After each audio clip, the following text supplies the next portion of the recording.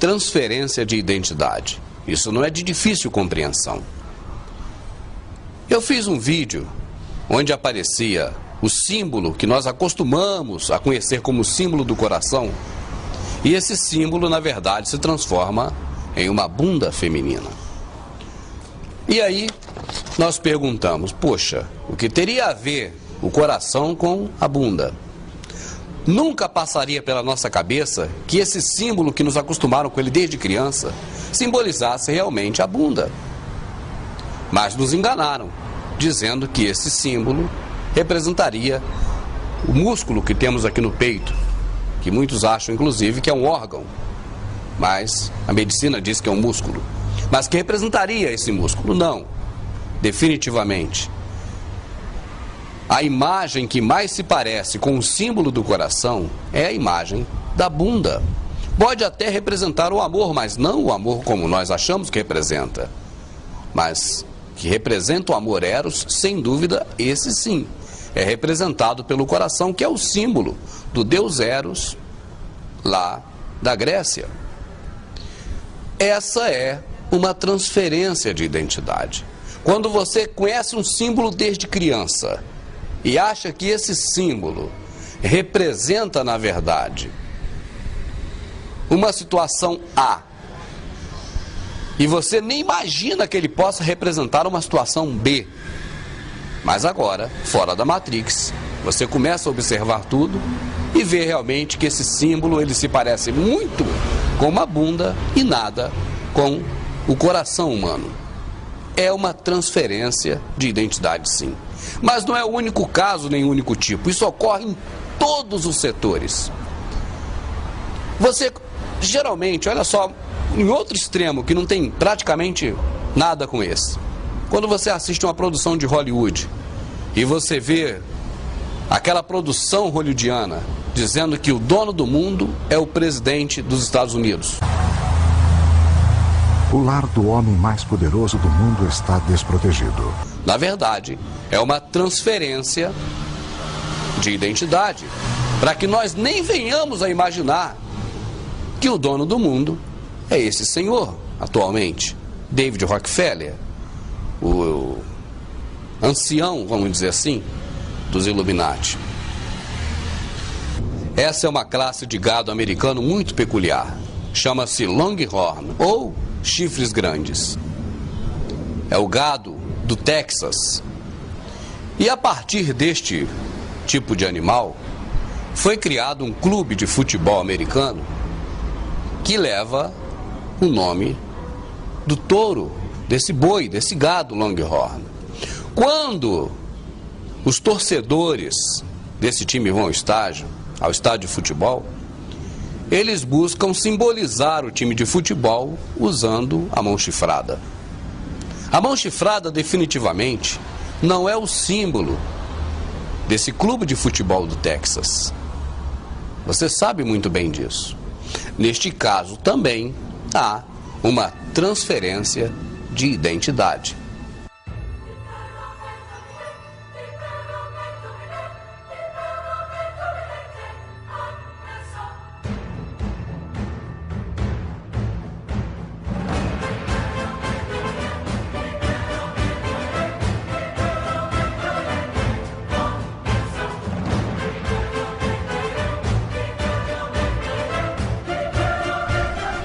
O hexagrama é um símbolo satânico milenar, antiguíssimo.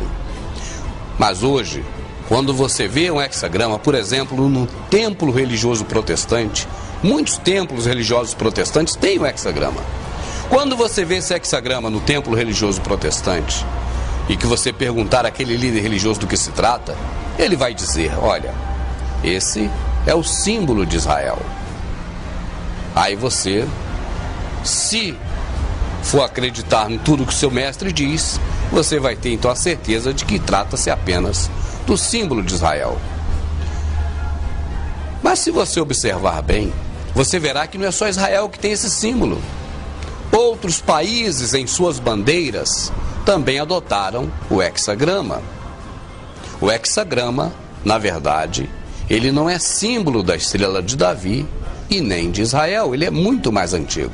Quando nós cremos, quando nós aprendemos, quando nós ensinamos que o hexagrama é símbolo de Israel, ou é o símbolo de Davi, nós estamos, na verdade, perpetuando uma transferência de identidade.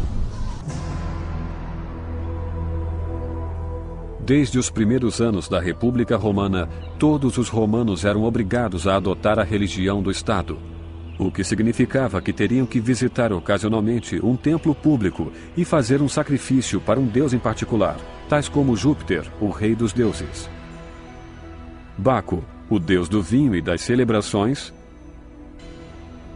e Apolo, o deus do sol. Temos que nos lembrar de que os romanos não viviam esta vida pensando em uma outra, viviam pensando somente nesta. Os romanos acreditavam que quem dá, recebe. Agradavam os deuses para que eles estivessem do seu lado, não para comprar a vida eterna, e sim para ter uma vida boa aqui na terra. Em 100 d.C., os mercadores e os escravos começaram a transportar outras religiões e cultos místicos através do império. E muitas dessas crenças estrangeiras atraíram a população romana em geral. Genericamente falando, o Império Romano caracterizou-se por sua tolerância religiosa. Tratava-se geralmente de um mundo de viver e deixar viver, em que muitos cultos eram tolerados pelo Império Romano, desde que as pessoas que seguissem esses cultos concordassem em seguir a religião romana, porque era dessa maneira que expressavam sua lealdade ao Estado romano. Os soldados romanos, em particular, tornaram-se seguidores ávidos de Mitra, deus persa do bem contra o mal. Seu culto, que simbolizava a morte e a renovação, atraiu os soldados que sempre tinham que encarar sua própria mortalidade nos campos de batalha. O culto originou-se nas províncias asiáticas, mas no século I d.C. foram encontrados templos para Mitra na Itália e até no norte da Bretanha. Cultos como este exemplificam a grande diversidade religiosa do Império e sua aceitação. Quando o paganismo que Roma herdou dos impérios anteriores que foram conquistados por Roma, quando esse paganismo adentra na religião protestante, ele tem que ter a identidade transferida. Ele muda de ceia mitraica, onde Mitra matou o touro, comeu a carne e bebeu o sangue, para a Santa Ceia. A Santa Ceia do protestantismo, sem dúvida, é uma transferência de identidade da ceia mitraica. Se eu causei a você algum espanto ou até alguma dor com o vídeo anterior, onde eu falo sobre a questão da ceia mitraica, eu peço que não leve a mal. Na verdade, a intenção minha não é ofender você, nem a sua crença, nem a sua visão de um determinado assunto espiritual ou religioso. Eu até reconheço que quando você tem uma roupa, e principalmente uma roupa branca, que é o caso contrário da minha blusa, que é preta, e quando mancha essa roupa, para você tirar a mancha, você tem que aplicar alvejante. Às vezes tem que apelar até mesmo para água sanitária, ou cloro, ou cândida, seja lá como você chama. E quanto mais você esfrega para tirar a mancha, de repente até danifica o tecido, acaba rompendo, fazendo um buraco. E às vezes nem assim a mancha sai. Algumas crenças estão tão enraizadas, criaram tantas raízes dentro do nosso entendimento. A raiz está tão profunda no nosso entendimento que quando alguém chega e puxa essa raiz, ela dói lá dentro. E a gente fica até com raiva de quem puxou a raiz. Nesse caso, do irmão Rubens. Eu conheço pessoas que me mandam e-mail dizendo: irmão Rubens, eu até ainda assisto seus vídeos, mas a minha esposa, ela não quer nem ouvir a sua voz aqui dentro de casa mais. Eu já estou arrumando briga, porque eu quero ver o vídeo do Verdade Oculta, mas a mulher aqui não quer que eu veja de jeito nenhum. Ela tem nojo do teu nariz, irmão Rubens. Ela tem nojo da tua cara, de tantas besteiras e heresias que você fala. Ela não quer saber mais que eu veja você aqui dentro, irmão Rubens. Então, meu amado, eu entendo perfeitamente que quando nós tocamos em um assunto que fere o entendimento das pessoas, essas pessoas vão reagir de uma forma contrária, vão se defender do irmão Rubens. Vão dizer, esse cara eu não quero mais ouvi-lo, ele é um herege. Esse cara está falando muita besteira. E eu não tenho que me preocupar em convencer você de nada. Não é isso que eu estou aqui para fazer. Não é para te convencer. Muito menos para tirar seu dinheiro. Se fosse para me tirar seu dinheiro, eu falaria somente coisas que te agradam. Eu formaria um público muito maior. Tanto que o sistema religioso protestante, logo assim que eu surgi com Verdade Oculta, me chamaram para fechar um acordo de parceria, de trabalho, para ganhar dinheiro. E eu disse, meu negócio não é esse. Se meu negócio fosse tomar dinheiro das pessoas, eu não falaria coisas que a agridem. Eu falaria coisas suaves. Porque a intenção seria de tomar o dinheiro. Quando eu falo, por exemplo, sobre a ceia mitraica, que eu não tenho dúvidas. A Santa Ceia, que você está acostumado no protestantismo, é a ceia mitraica mesmo, eu não tenho dúvidas disso. Então, quando eu falo isso, eu agrido um tipo de público que poderia estar comprando os DVDs que eu produzo, que poderia estar se agradando de mim, das minhas conversas, mas agora já não compra mais. Então, vamos dizer assim, o irmão Rubens perde vendas por falar a verdade. E eu te pergunto, em algum momento eu parei de falar o que eu tenho dito para vender mais ou menos? Ou por estar deixando de vender? Analise. Não tem jeito, amado. Eu vou continuar insistindo. A Santa Ceia que você fala não existe nem na Bíblia, quanto mais na Escritura. O texto em que as pessoas usam para poder embasar essa atitude pagã do mitraísmo está numa epígrafe, num subtítulo, não faz parte nem do corpo da Bíblia, mas está apenas numa epígrafe da Bíblia. Paulo ensina o método correto de celebrar a Santa Ceia. Essa é a epígrafe lá do 1 Coríntios 11.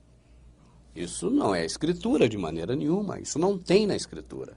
Isso só tem nesse livro, forjado, manipulado, para levar você ao entendimento errado. Olha, deixa eu te falar mais uma coisa. Se o que o irmão Rubens fala tem te ferido, se prepare. Porque eu vou preparar agora um DVD, é o próximo, somente sobre a Bíblia. Eu não trouxe o protestantismo lá das raízes, de Calvino, dos puritanos calvinistas, de Zwingli. Eu não vim trazendo de Wesley, eu não vim trazendo lá de trás o protestantismo. Vou também buscar a Bíblia lá de trás, tudo com fatos históricos. E nós vamos ver o que realmente é a Bíblia e se a Bíblia é ou não a Escritura, porque com certeza, não há dúvidas, é mais uma transferência de identidade. Aquilo que o nosso Salvador sempre identificou como Escritura, hoje é identificada essa Escritura como se fosse esse livro. E que definitivamente não é, porque tem muitas diferenças. Uma coisa só é a outra quando essa coisa é igual a outra. Se uma coisa é diferente de outra, ela não é a mesma coisa.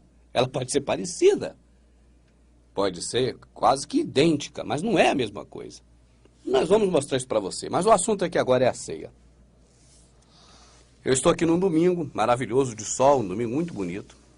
No mês de fevereiro, começo do mês, fazendo esse vídeo para você com muita alegria. E a questão da ceia, amado. Você, antes da internet, nós ficávamos muito limitados com a questão histórica das coisas, porque só tinha acesso aos livros de história quem tinha muito dinheiro para gastar, quem podia mandar seus filhos para estudar em Harvard. Porque quando eles saem do Brasil para aprender fora, eles aprendem como dominar o gado brasileiro. Então lá ensina coisas que aqui não ensinam. Então quando você tinha acesso somente às pessoas ricas, eles não tinham interesse em falar nada para ninguém, até porque quando o dinheiro cresce aos olhos, a pessoa não tem mais interesse de falar a verdade. Eu não estou falando para você, eu falo a verdade, eu perco o dinheiro. É que eu não tenho preocupação com dinheiro acima da verdade. O dinheiro é só para manter as despesas aqui na terra e você ir vivendo. Deu para manter as despesas e ir vivendo, tá bom. Entende? Então, por isso é que eu venho buscando falar a verdade. E os livros que dizem as verdades históricas, porque aí você pode pegar a história mundial e comparar com o que você conhece. Para daí você tirar a sua conclusão e parar de pensar pela cabeça dos outros. Tem que pensar pela sua. Naquele grande dia não vai ter como chamar ninguém para dizer que te ensinou errado e a culpa é de quem te ensinou. É contigo mesmo. Então, por isso é que você tem que tirar suas conclusões. Eu creio nisso.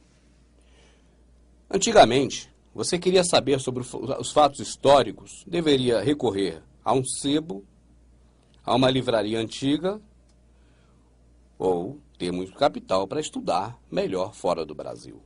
Hoje, com a internet, você sai do Brasil assim, ó. Então, só não pesquisa hoje quem é preguiçoso, quem está acomodado e quem tira vantagens com o sistema religioso e não quer ir contra ele, porque vive dele, está dentro dele, precisa dele e ele faz parte da vida dessas pessoas. Agora, quem não tem compromisso com o sistema religioso, mas tem compromisso consigo próprio, com seu próximo, e compromisso, acima de tudo, com aquele lá de cima, o nosso Criador, esse não se acomoda, esse vai em busca das informações verdadeiras. Então, deixa eu te falar uma coisa. Existe, não é existiu não, é mentira se disserem que existiu. Existe, já há muito tempo, um segmento religioso chamado mitraísmo. Mitraísmo. Esse segmento religioso, chamado mitraísmo, ele é muito anterior a Jesus Cristo, ao nosso Salvador, que chamamos de Jesus, porque há mais uma transferência de identidade aí no nome. Mas é muito antigo. E diz respeito a um camarada que teria matado um touro sagrado, teria comido a carne desse touro e bebido o sangue desse touro. E a partir daí ele ganhou uma divindade. E aí a história é muito longa, e aí não é o caso aqui agora. Quando eu vier falar sobre a ceia, que além do DVD da Bíblia, eu estou preparando um DVD especial só sobre a ceia, aí nós vamos pegar o Mitra lá do fundo da caverna dele e expor ele à luz do dia, aí você vai ver quem é Mitra. Aí você vai se assustar, porque não é só a ceia que está aí dentro. Tem muito mais coisas hoje no protestantismo, no sistema religioso evangélico, ligado à Mitra, do que só a ceia. Aí que você vai dizer que eu sou herege a princípio, mas depois você vai analisar e vai dizer não. Tem um pouco de verdade nisso. Amados, deixa eu te falar uma coisa. Essa questão de comer pão e beber vinho, imitando o sacrifício do verdadeiro Salvador que morreu na cruz, isso já existe, ó. Esse culto à Mitra é anterior à morte de cruz do nosso Salvador. Ele foi adaptado em algumas coisas após esse período da morte do Salvador. Foi adaptado para ser cada vez mais confundido com o Salvador. Repito, não é só a ceia. Tem várias coisas que estão aí dentro do protestantismo que é mitraísmo. No DVD especial sobre a ceia nós vamos detalhar. Fica tranquilo. Agora eu quero dizer para você sobre a questão da ceia que você pratica na denominação. Ela está embasada em qual passagem? Da Bíblia. Passagem bíblica. Você usa o livro, é que eu não tenho aqui agora, a Bíblia. Não é a Bíblia que você usa?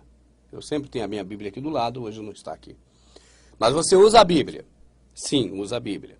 Em qual passagem da Bíblia está baseada a questão da ceia, da santa ceia que você faz, de período em período, no templo da sua denominação? É em Coríntios. Aquela passagem de Coríntios, Paulo está citando um exemplo anterior, que está em Mateus, em Marcos e em Lucas. Eu acho que em João não relata detalhadamente, mas Mateus, Marcos e Lucas sim. Então Paulo utiliza, naquela passagem que ele diz aos Coríntios, algo que ocorreu e que está relatado nos livros anteriores, os livros do Evangelho.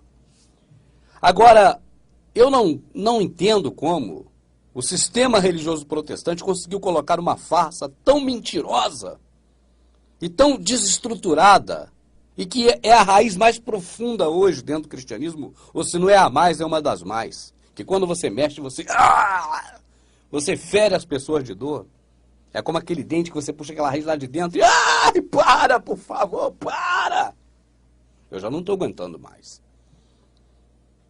Aguenta mais um pouquinho, não desliga agora não. Espera mais um pouquinho. Deixa eu falar uma coisa para você.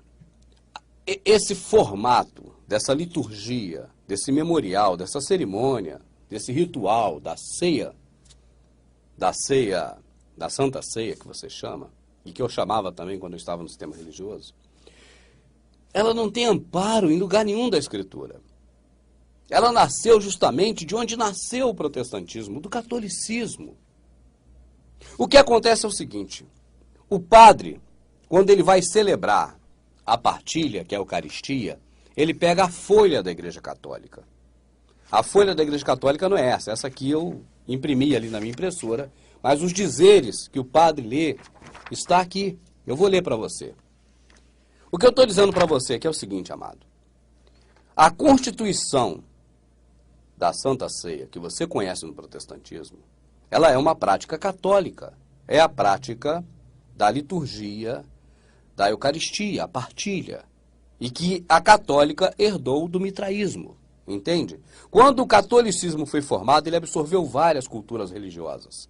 E a mitra é a que mais influenciou o catolicismo. O catolicismo é quase que 90% mitraísmo. E o protestantismo também. Tem muito mitraísmo nele, demais. Você vai ver isso em outro DVD. Fica tranquilo. Agora, a partilha em si, que é a Eucaristia, que é o ponto-chave da missa católica, uma missa mitraica, a missa toda ocorre em função da partilha da Eucaristia, e que acontece no protestantismo uma vez por mês, ou de 3 em 3 meses. Essa do protestantismo é aquela do catolicismo, que é aquela de mitra. Isso que eu estou dizendo. Ela não nasceu com Paulo, nem com Jesus, que é o nosso Salvador, que a gente chama de Jesus. Não. Ela não veio daquela origem. Alguém pode até falar besteira, irmão Rubens está dizendo que Jesus praticou a ceia mitraica. Rapaz, a ceia mitraica que você participa, meu amado, ela não é a ceia judaica. Aquela que Jesus participou foi a ceia judaica. Nesse vídeo agora, hoje aqui, nós vamos confundir isso. Isso aí pelo menos vai ficar desconfundido. Só vai repetir o erro quem quiser. Mas deixa eu ler a passagem que o padre lê. Quando o padre ele vai fazer a cerimônia da Eucaristia, ele não pega a Bíblia. Repara para ver. Ele não pega a Bíblia, ele lê da folha da Igreja Católica, ou já está na memória dele, ele nem pega a folha. Mas ele não lê um texto bíblico. A grande pergunta é, por que o padre não ler um texto bíblico para fazer o ato da partilha, da Eucaristia, da ceia? Porque ele não encontra respaldo na Bíblia para isso. Mas ele faz porque é um ato herdado das outras religiões, não só este ato, este momento da missa, como tudo. A roupa do padre, do papa, dos arcebispos, dos cardeais, elas têm tudo enquanto é detalhes que cada um representa uma cultura religiosa diferente. Ali ele contempla, dentro do catolicismo, diversas religiões pagãs de Roma. Entende? O catolicismo é a arca das religiões, tem todas as religiões anteriores ali dentro. E a ceia é uma religião mitraica. Então ele não lê na Bíblia pelo simples fato dele não ter amparo na Bíblia para praticar aquilo que ele pratica, que é um ritual mitraico. Então ele lê na folha, porque na folha que ele lê tem. Por que na folha que o padre lê tem e na Bíblia não tem? Porque na folha ele botou lá. É simples. Ele escreveu na folha. Eu vou pegar aqui, eu vou escrever o que eu quiser aqui, vou falar, a letra é minha, a caneta é minha, o papel é meu. A missa é do catolicismo. Então, naquela folha do padre, está escrito o que ele quer. Ele lê dali porque não é o que está na Bíblia. Se ele pegar a Bíblia para ele ler sobre a ceia, ele vai passar vergonha, porque não tem. Eu vou ler o que o padre lê, nós vamos chegar lá. Fica tranquilo. Eu não deixo ninguém na dúvida. Vamos em frente. Na noite em que ia ser entregue, é o padre lendo, ceando com seus apóstolos, Jesus, tendo o pão em suas mãos, olhou para o céu e deu graças. Partiu o pão e entregou a seus discípulos, dizendo, aqui está. Olha aqui, ó, presta atenção. Tomai todos e comei, isto é meu corpo, que será entregue por vós. Do mesmo modo, no fim da ceia, tomou o cálice em suas mãos. Deu graças novamente e entregou a seus discípulos, dizendo: tomai todos e bebei. Este é o cálice do meu sangue, o sangue da nova e eterna aliança que será derramado por vós e por todos para a remissão dos pecados. Fazei isso em memória de mim. Essa passagem não está escrita em Mateus, não está escrita em Marcos, não está escrita em Lucas e nem em João. Tomai e comei, fazei isso em memória de mim. Em lugar nenhum desses. Você está entendendo? Eu vou ler a passagem da Bíblia Católica. Ficou aqui. Eu vou ler a passagem da Bíblia Católica, que é Coríntios 11, 24, para você ver como está escrito na Bíblia Católica. Por que o padre não pega a Bíblia Católica para ler essa passagem? Eu vou ler para você agora. Vá na internet, procure a Bíblia Católica e leia. 1 Coríntios 11, 24. Por que o padre, para justificar a Eucaristia, que é a Santa Ceia da Igreja Católica, de onde saiu a Santa Ceia protestante, por que ele não lê na Bíblia? Ele lê na folha. Eu vou ler o versículo que ele deveria ler na Bíblia, que é o que o protestante lê. E depois de ter dado graças, partiu e disse: isso é o meu corpo que é entregue por vós. Fazei isso em memória de mim. Não tem comer e beber. Na Bíblia Católica tem partiu e disse: olha, esse é meu corpo que eu entrego por vós. Fazei isso em memória de mim. Parti em memória de mim. Esse é o versículo número 24 de 1 Coríntios 11. Pegue a Bíblia Católica na internet, se você não tiver, e leia. Aí depois surge o protestantismo de Calvino, de Lutero, que é padre, morreu padre e ficou sempre padre.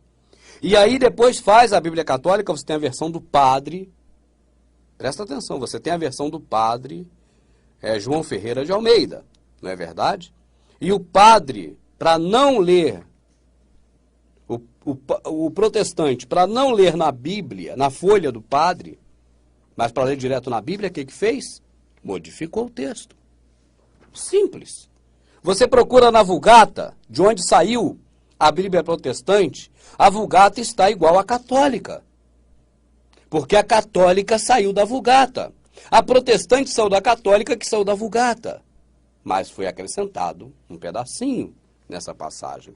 Leia, vê a sua Bíblia e vê a da católica. Na sua está assim, ó. E tendo dado graças, partiu e disse: tomai e comei, isso é meu corpo que é partido por vós. Fazei isso em memória de mim. Tomai e comei, fazei isso em memória de mim. Na protestante está dizendo para você tomar. Ah, não, tomar aqui é pegar mesmo, é que está para confundir ainda. Toma, pega, come, faz isso em memória de mim. Na católica não tem essa passagem, essa parte. Não fala em comer em memória de mim. Fala em repartir em memória de mim. Porque é isso que o Salvador quer de nós, que nós viemos a repartir e não comer. O símbolo que Paulo usou ali para poder explicar aquele povo era o de repartir e não de comer. Olha só as passagens que colaboram com isso. Eu anotei algumas aqui. Abre aí comigo a Bíblia. Você não gosta de ver a Bíblia? Então vamos abrir aí. João, capítulo 6, 51. Eu sou o pão vivo que desceu do céu. Se alguém comer deste pão, viverá para sempre. E o pão que eu darei pela vida do mundo é a minha carne. Disputavam, João 6, 51. 52 agora. Disputavam, pois, os judeus entre si, dizendo: como pode esse dar sua carne a comer? João 6, 53. Disse-lhe Jesus: em verdade vos digo, se não comerdes a carne do Filho do Homem e não beberdes o sangue, não tereis vida em vós mesmo. João 6, 54. Quem come a minha carne e bebe meu sangue tem a vida eterna. Eu ressuscitarei no último dia. João 6, 55. Porque a minha carne verdadeiramente é comida, meu sangue verdadeiramente é bebida. João 6, 56. Quem come minha carne e bebe meu sangue permanece em mim e eu nele. João 6, 57. Assim como o Pai que vive me enviou e eu vivo pelo Pai, assim quem de mim se alimenta também viverá por mim. João 6,58. Este é o pão que desceu do céu. Não é como o caso de vossos pais, que comeram maná e morreram. Quem comer este pão viverá para sempre. Eu faço uma pergunta a você, amado.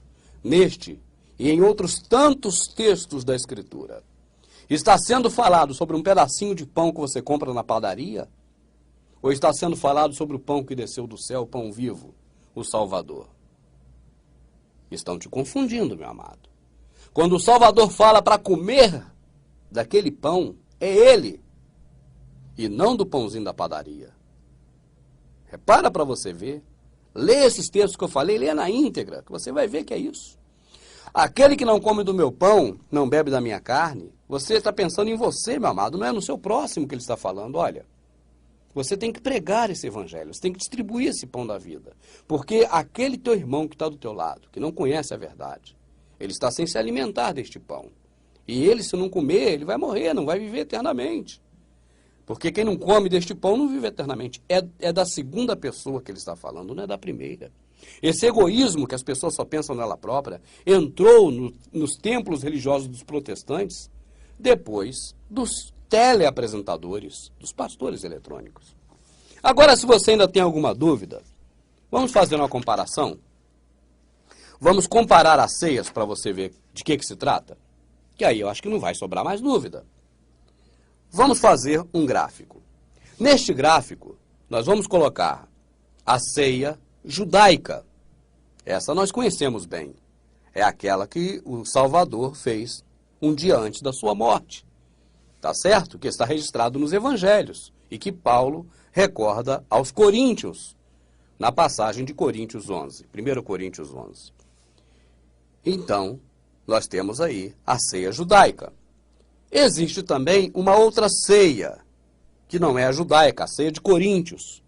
Essa ceia de Coríntios, Paulo, nela, lembrou da ceia judaica, como exemplo, para que as pessoas não fizessem como estavam fazendo lá em Coríntios. Então, também havia ali um jantar, que o nome jantar e ceia é a mesma coisa, tá certo? Então, havia a ceia de Coríntios. Já temos a ceia judaica, e já temos a ceia de Coríntios. E temos também a terceira ceia que o irmão Rubens tem falado muito nela, a ceia mitraica. Talvez nessa, você, antes do irmão Rubens falar, talvez você nunca tenha ouvido falar nessa. E é por isso que agora fica difícil aceitar como uma verdade, porque você não conhecia há tanto tempo. O teu pastor nunca te falou da ceia mitraica. O padre que você frequenta, a católica, nunca te falou da ceia mitraica. Mas ela é muito mais antiga do que o nascimento do Salvador. Então, se o seu pastor não te falou da ceia mitraica e nem o padre, talvez seja porque eles não queriam que você soubesse. Tá certo? Ou porque também eles enganados não sabiam. Mas então já temos 3 ceias no nosso gráfico. Presta atenção aqui, meu amado. Se você quer dar uma chance a você mesmo de tirar a sua conclusão, sem entrar pela cabeça do irmão Rubens ou de qualquer outro, mas por você mesmo, você e ele, o Salvador. Então presta atenção aqui. Estamos fazendo um gráfico. Já colocamos aqui a ceia judaica. Já colocamos aqui a ceia de Coríntios, que está relatado em Coríntios, 1 Coríntios 11. E estamos colocando aqui também a ceia mitraica. A santa ceia do protestantismo vai ficar aguardada, por enquanto, só na sua mente. Vamos colocar aqui o período que essas ceias eram feitas. Vê se você me entende. Qual o período dessas ceias? Da judaica, da ceia de Coríntios e da mitraica. Bom, vamos lá. A ceia judaica, ela era feita uma vez apenas por ano. Pesquise para você ver se é verdade do irmão Rubens ou se eu estou mentindo. A ceia de Coríntios, só existe relato dela na Escritura uma única vez. Nós não víamos Paulo fazendo Santa Ceia todo mês, nem toda semana, nem todo culto, nem toda reunião, nem todo lugar. Nós não vimos hora nenhuma. Nós só vimos aquela ceia relatada na carta de Paulo aos Coríntios naquele momento. Então está aqui uma única vez. E a ceia mitraica, pesquise. A ceia mitraica era esporádica. Algumas pessoas, em determinado período da época, ao longo da história, faziam essa ceia regular em cada culto à mitra. Outros, culto sim, culto não, mas não era uma regra que fosse em todo culto de mitra que era feito a ceia mitraica. Então temos aqui a ceia judaica, a ceia de Coríntios e a ceia mitraica. O período da judaica, uma vez ao ano. A de Coríntios, uma única vez. E a mitraica, feita esporadicamente. Agora temos os ingredientes. Quais eram os ingredientes dessa ceia? A ceia judaica, ela tinha um cordeiro. A ceia de Coríntios, pelo que nos relata a carta de Paulo, era um banquete generalizado. E a ceia mitraica, antes de Cristo, ela era feita com um touro que era morto e o seu sangue era bebido. Depois de Cristo, ela se transformou em comer um pedaço de pão e tomar um cálice de vinho. Ainda na seita judaica, outro ingrediente era o pão asmo, que não aparecia na ceia de Coríntios, e o pão asmo também não aparece na ceia mitraica. Outro ingrediente era o vinho. Ele aparece na ceia judaica, ele aparece também na ceia de Coríntios e aparece também na ceia mitraica. Beleza? Outro ingrediente era ervas amargas. Ele aparece na ceia judaica, ele não aparece na ceia de Coríntios e ele não aparece na ceia de Mitra. Quanto à partilha, como é que era feita? Na judaica, havia a partilha entre os irmãos. Eles repartiam entre si. Tanto que o Salvador disse, toma, reparte, fazem isso em memória de mim.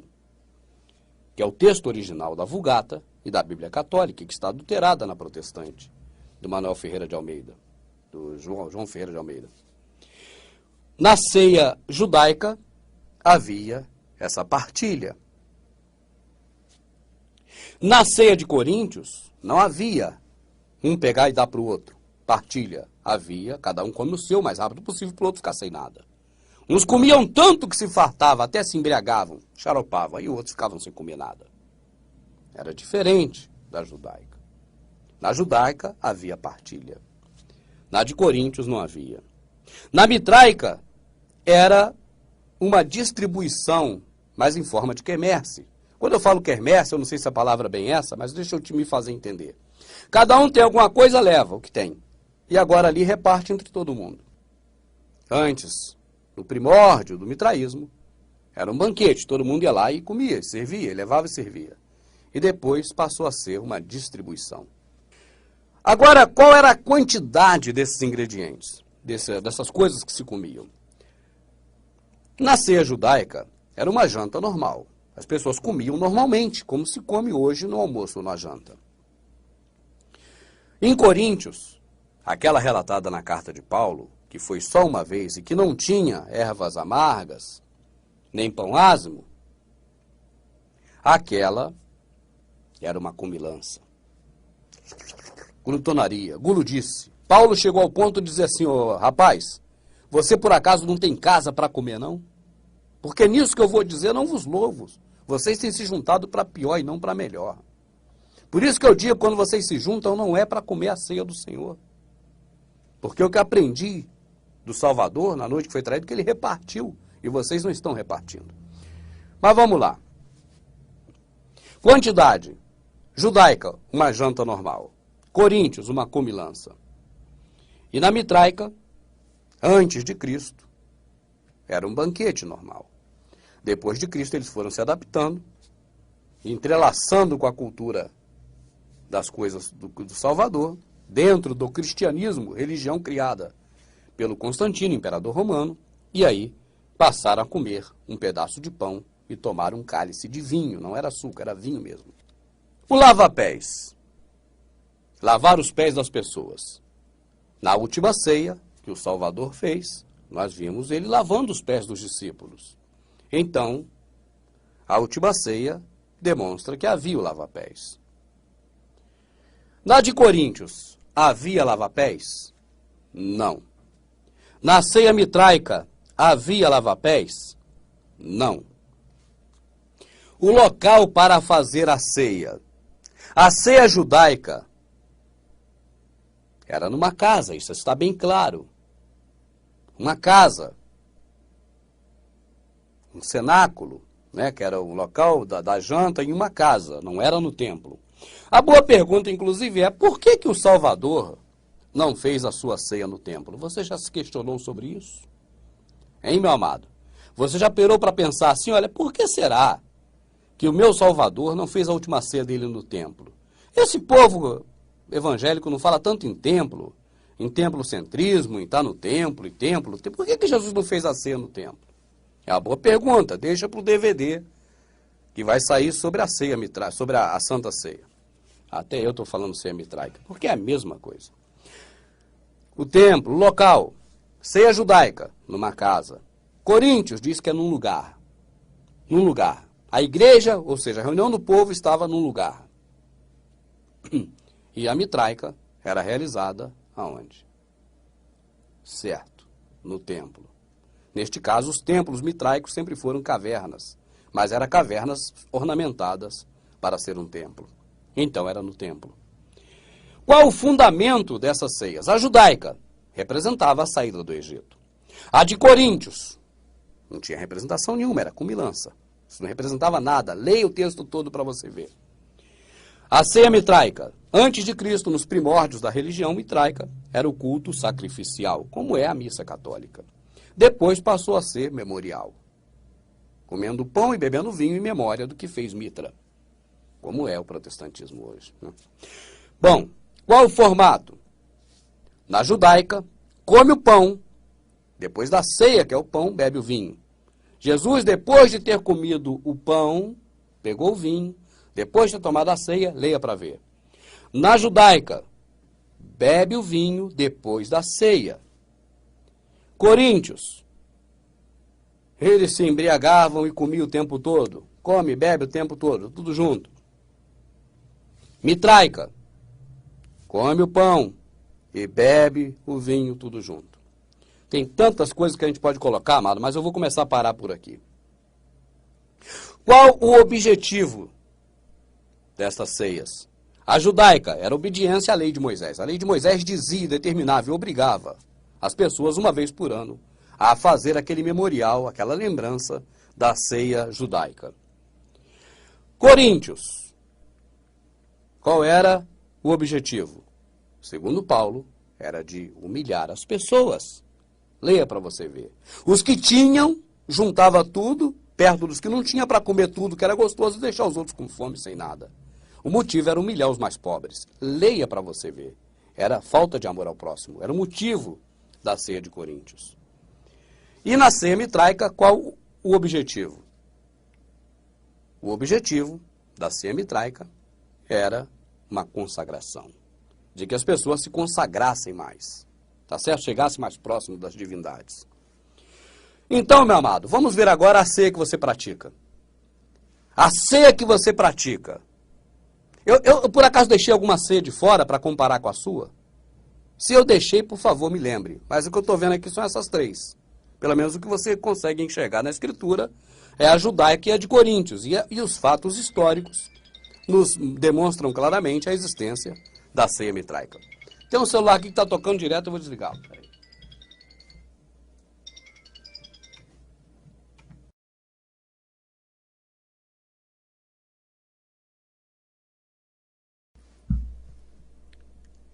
Vamos ver então o que você tem feito hoje, que você chama de Santa Ceia. O que na verdade, com qual dessas ela mais se parece? Em qual ela se enquadra melhor? Tá certo? Vamos ver. Temos aqui a ceia judaica, a ceia de Coríntios, a ceia mitraica. Agora, a ceia que você pratica, você conhece muito bem. Não precisa escrevê-la aqui. Mas vamos analisá-la também. O período que é feito. A judaica, nós sabemos que é feita de ano em ano. A sua é feita de ano em ano? Não, então não se parece com ela. A de Coríntios foi feita uma única vez. A sua foi feita uma única vez?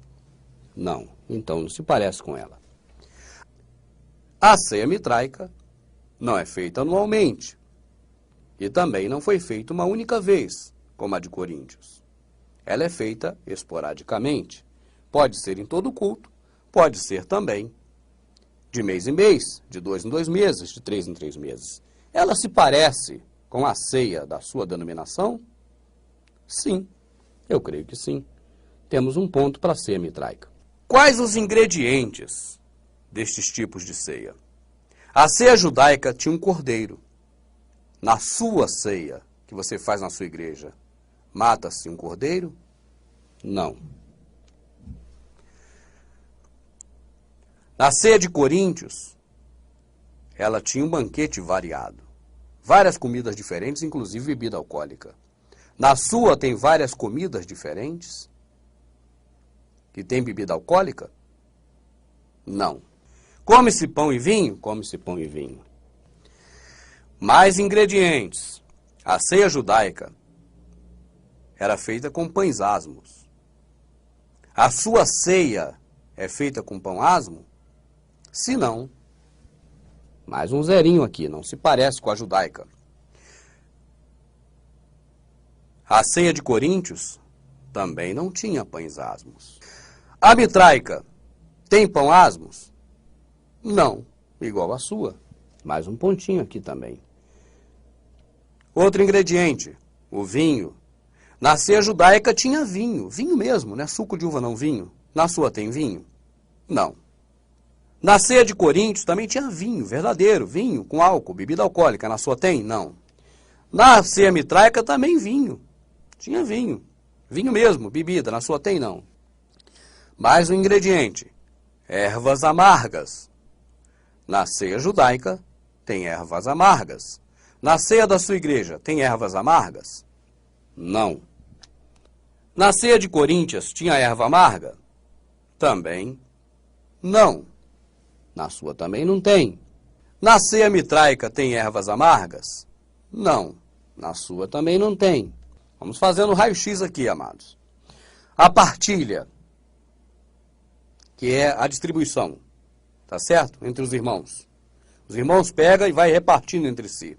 Jesus deu aquele pedaço e as pessoas vão repartindo entre eles. Na judaica, os irmãos repartem entre si. Não se parece com a sua, porque na sua, o pastor pede a uma pessoa especial, ou ele próprio, ou essa pessoa, um diácono, para fazer essa distribuição.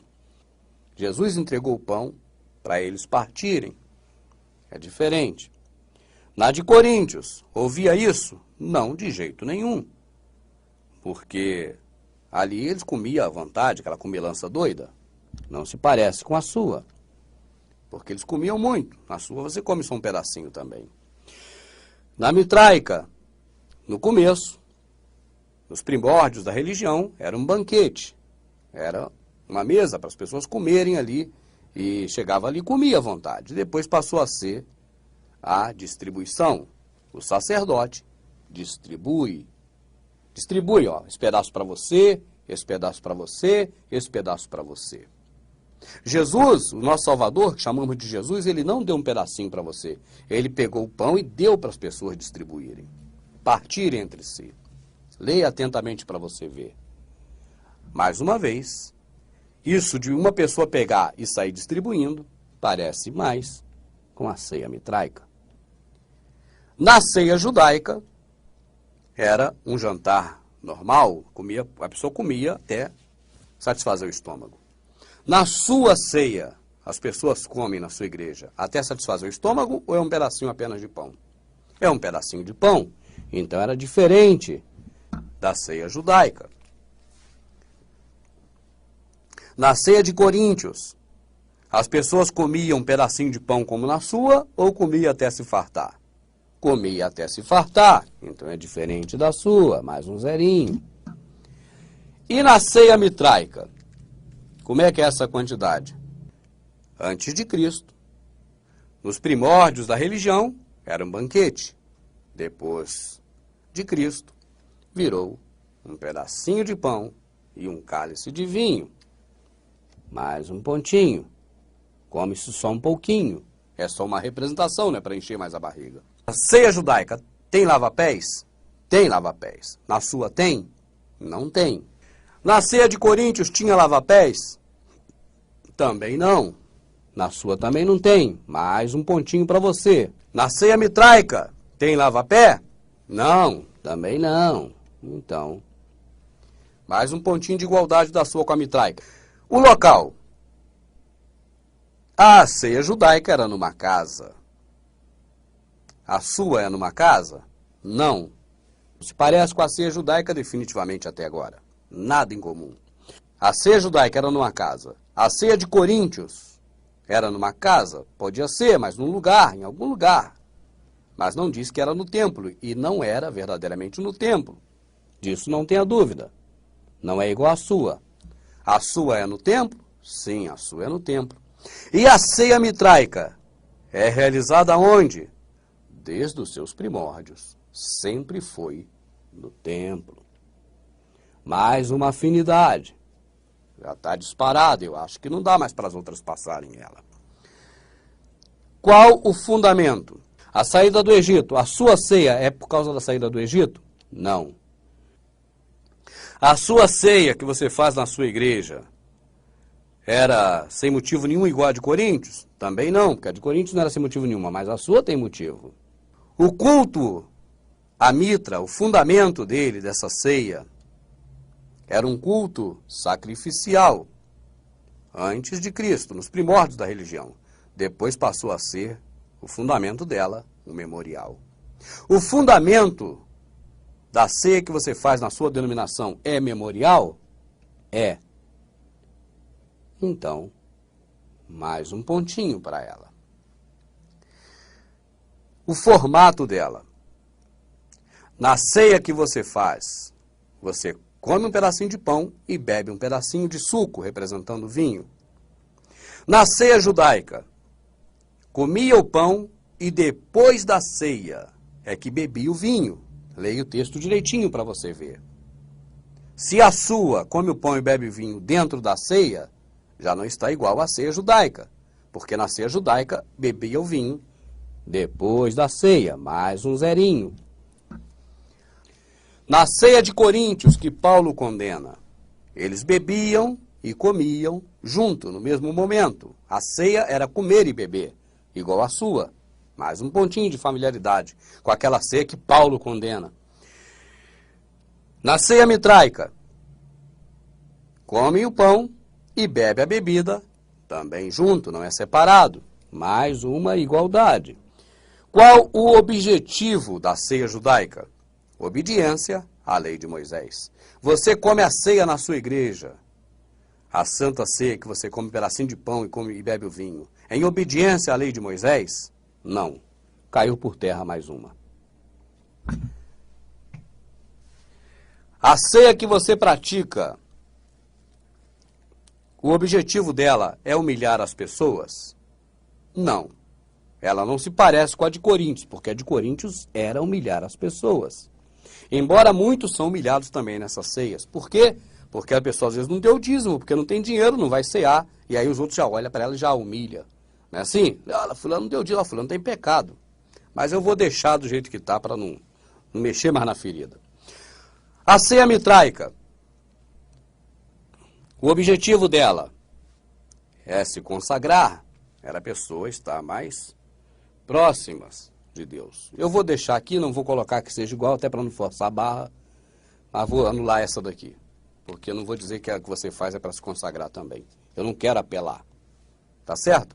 Agora, uma pergunta final. A análise é sua, você é quem sabe. Eu só estou aqui mostrando a verdade, para que você possa compreender e tirar suas próprias conclusões. No nosso placar ficou assim, ó. Agora, com a ceia mitraica, olha quantas peculiaridades. Mas cabe a você decidir se o que você tem feito é ceia mitraica ou não. Eu não quero aqui dizer que você tem que aceitar o que eu estou dizendo. Eu só estou expondo para você. Mas eu deixo uma pergunta final. O Messias, ele estava na ceia judaica? Na última ceia, o nosso Messias, o nosso Salvador, estava presente? Sim.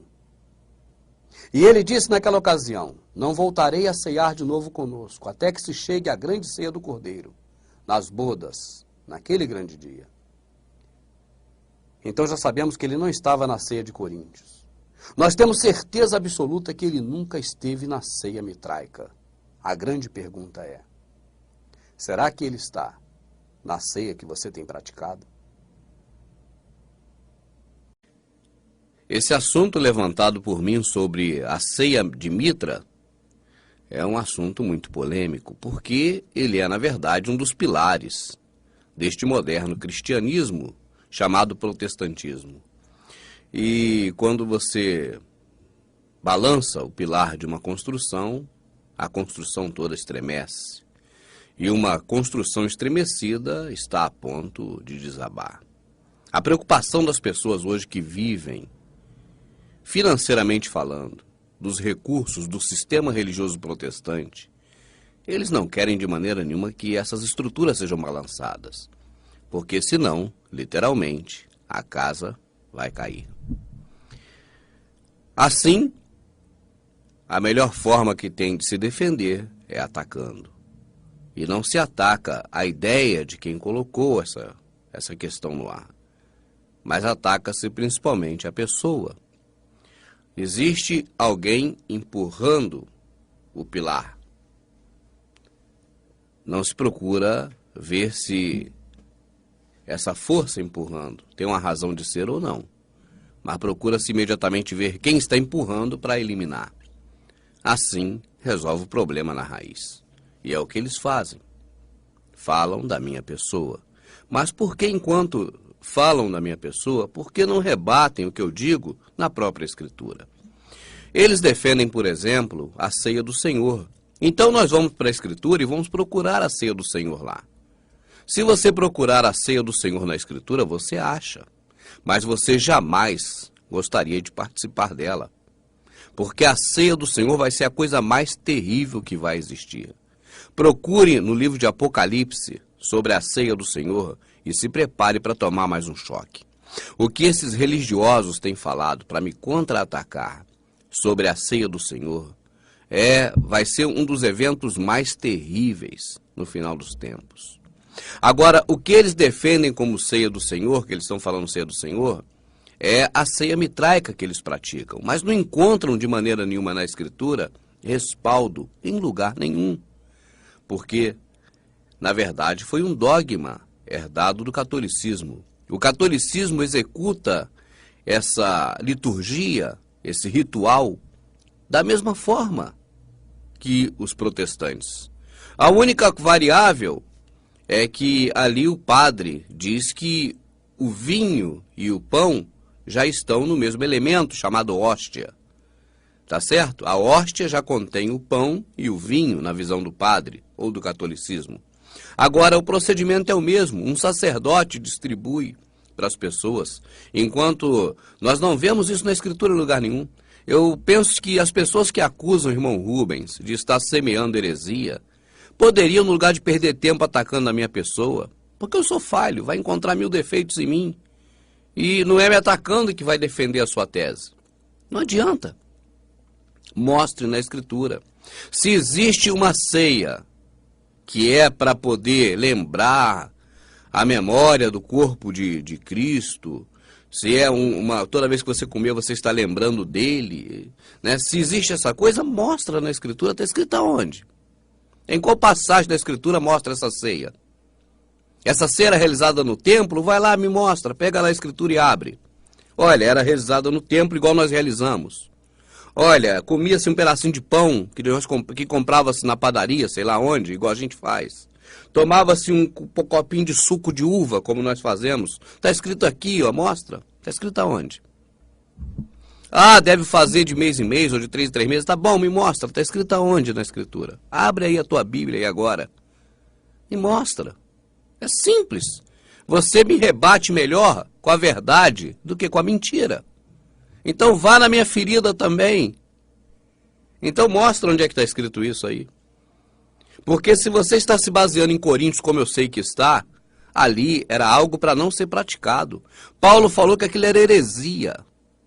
Aquilo que eles praticavam ali não era a ceia do Senhor. Paulo dizia textualmente, olha, quando você juntar num lugar, não é para comer a ceia do Senhor. Isso que vocês estão fazendo é heresia. Até importa que entre vós haja heresia, para que os que são sinceros se manifestem. É Paulo quem falou isso, não fui eu. Agora, De onde vocês, protestantes, tiraram essa ceia que vocês fazem? Está baseada aonde? Mostra. Pega a escritura e mostra onde está baseada. Ela não pode estar baseada na ceia judaica, porque não tem nada em comum com a ceia judaica. Eu mostrei no gráfico. Também na ceia de Coríntios, embora ela tenha algumas coisas em comuns, mas na ceia de Coríntios, Paulo está repreendendo todo mundo, para não fazer aquela lambança que eles estavam fazendo. Comer um monte aqui e deixar os outros sem nada. Agora mostra. Onde está essa ceia que vocês praticam? Ela se parece demais com a ceia mitraica. Olha, meu amado, é muito visível. Essa ceia que se pratica tem muitas coisas inerentes à ceia mitraica, à ceia de Mitra. E não tem nada dela na Escritura. Você entende? Agora, outra coisa também importante, olha, o que eu tenho defendido, presta atenção aqui em mim, por favor. O que eu tenho defendido é que o pão que é relacionado no Evangelho, nos livros do Evangelho e nas cartas, é o pão do céu. Isso é espiritual. O pão que eu defendo aqui, eu li, você viu aí nos vídeos passados, eu li várias passagens de João falando do pão que desceu do céu. Isso é um pão espiritual, não é pão de fermento, de trigo, de água, de sal com açúcar, feito na padaria, não. Esse que é feito na padaria é material, tá certo? Ele não é espiritual. O pão espiritual é o pão que desceu do céu, é o que eu estou defendendo. Aí dizem que eu não sou espiritual. Isso é uma inversão, é uma transferência de identidade. Dizem assim, o irmão Rubens não é espiritual. Poxa, eu estou defendendo justamente o pão espiritual. Eu defendo o nosso Salvador como pão espiritual. Eu defendo que você deve repartir é o pão espiritual e não o pão material, feito de trigo. Mas eles me acusam de não ser espiritual e defendem o pão de trigo. E acha que você é burro o suficiente para continuar te enganando. Deixa eu te falar uma coisa aqui, amado, aí que eles vão ficar mortos de ódio de mim. Esses caras, os líderes religiosos que enganam as pessoas, eles sabem que são fáceis de ser enganados. Por isso se preocupam tanto. Eles pensam assim, olha, se nós com a mentira enganamos tão bem esses idiotas, alguém que venha falar uma verdade dessa, que é incontestável, vai levar todo mundo com ele. Porque esse povo come tudo, é igual avestruz.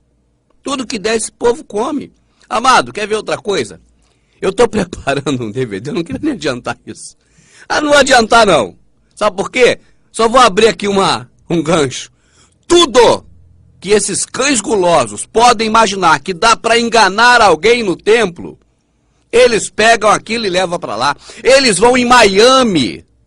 Se eles encontrarem em Miami um pozinho que bota na água e aquilo fica dourado, sabe o que eles fazem? Esse pozinho eu levo para o Brasil, eu coloco na água das pessoas, as pessoas bebem, todo mundo fica com dente de ouro, eu engano um monte de gente, e agora eu vou ganhar dinheiro com esses idiotas. É, meu amado. E pozinho de ouro só é tudo! Tudo que se pode enganar alguém.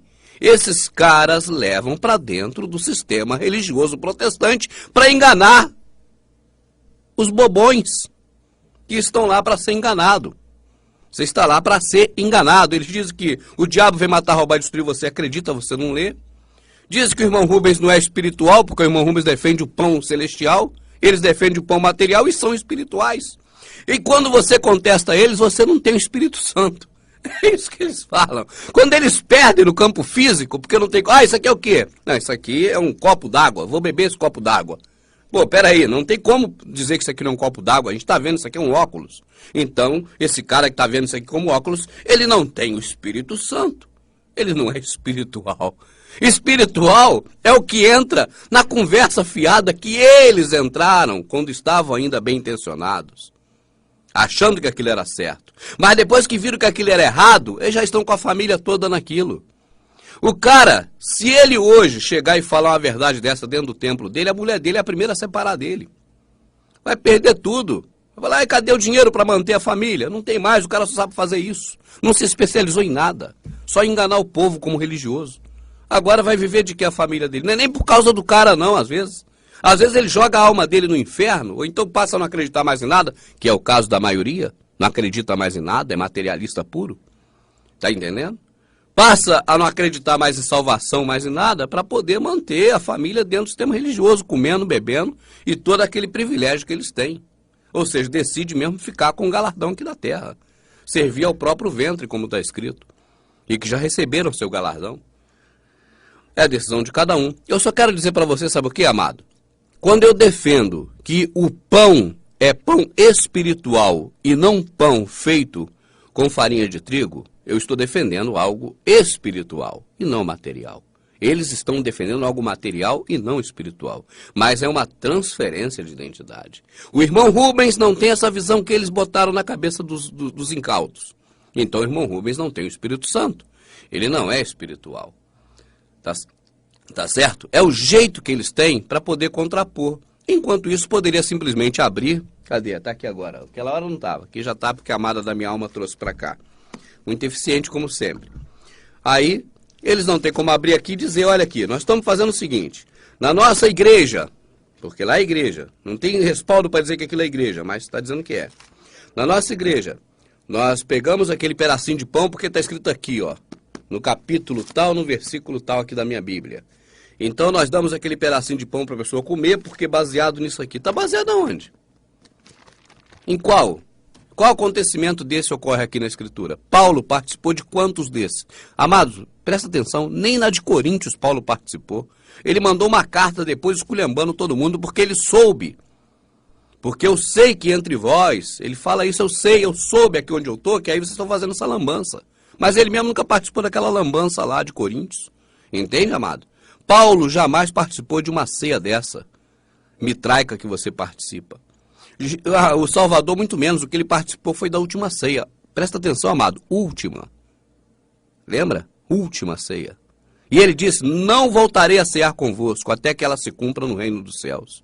Ah, onde tiver dois reunidos em meu nome, eu três estarei lá. Essa reunião é em nome dele?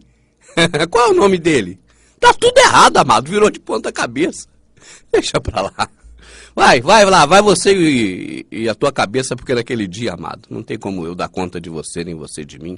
Será cada um por si, sabia? Naquele dia é você e o Pai, eu e o Pai. E não adianta alguém te ensinar errado, porque vai pagar por isso, mas não vai te redimir. Para onde tiver que ir, vai acabar indo de qualquer forma, se você não se consertar. E se você não assumir a responsabilidade única sua, de pessoa que pensa, que tem raciocínio, que foi dado por Deus a capacidade de raciocínio. Ela não é do diabo, não, como eles dizem aí. Você não pode raciocinar, tem que ser espiritual, tem que acreditar neles. Ser espiritual é acreditar na mentira para eles.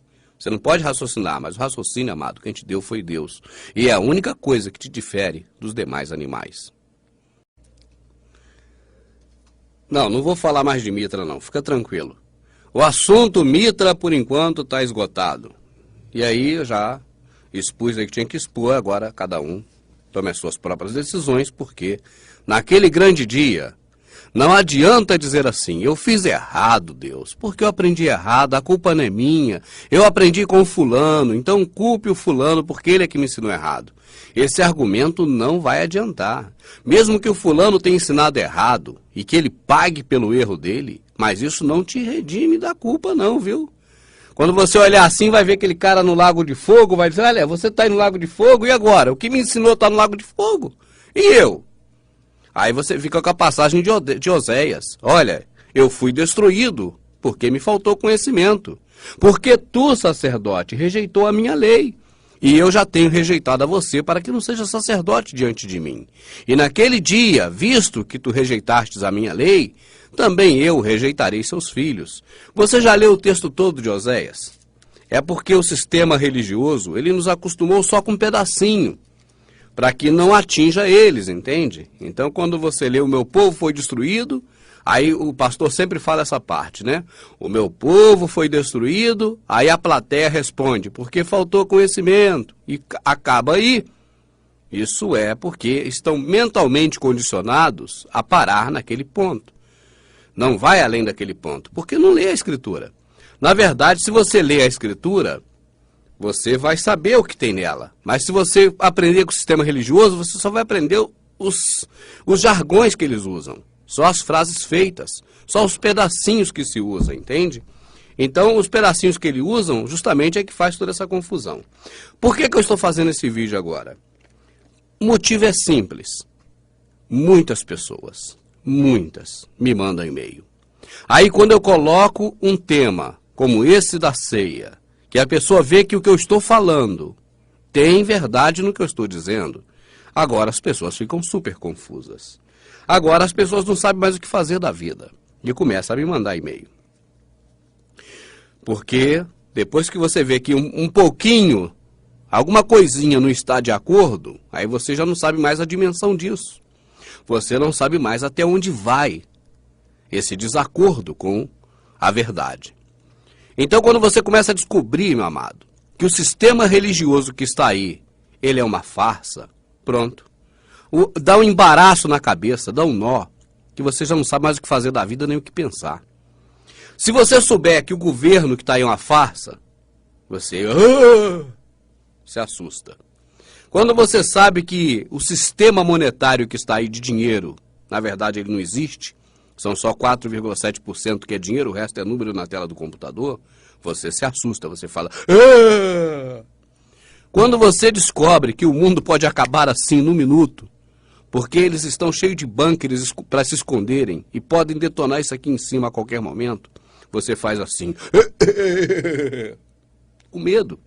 Agora, quando você descobre que o que você sempre acreditou, não no Criador, não no Filho dele que morreu na cruz, não em Jesus, que é o Yahushua, não no Criador, não nas coisas verdadeiras, mas quando você percebe que o sistema religioso que está aí é uma farsa, é do mesmo tipo do sistema monetário, do sistema de governo, de todos os sistemas mundanos, aí esse susto que você leva, ele é amplificado ao extremo. Porque isso você não quer nem acreditar nisso. Você fala, eu vou tapar meus olhos. É igual naquele desenho animado. Olha, é igual criança, quando está com medo. Eu estou com medo. A gente tem essa reação infantil. Eu vou tapar meus olhos, porque eu não quero mais saber essa verdade. Eu estou com medo dela. E isso deixa as pessoas muito desorientadas. Amados, se você está sendo desorientado pelas informações que eu tenho colocado, saiba que não é para te desorientar que eu coloco essas informações aqui. E nem coloque sobre o irmão Rubens essa culpa, porque eu estou falando para você a verdade. Se você está desorientado, o que te desorientou não é a verdade que eu tenho colocado. É a mentira que o sistema religioso do qual você nasceu no ventre dele.